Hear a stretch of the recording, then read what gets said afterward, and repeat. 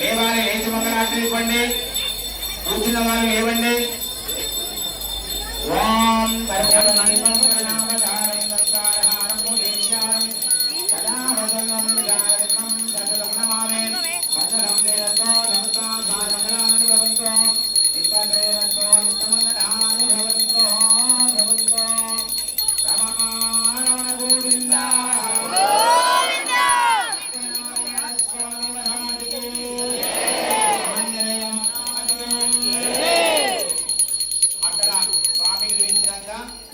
మంగళారతి పట్టుకుని అక్కడ ఆంజనేయ స్వామికి మళ్ళండి.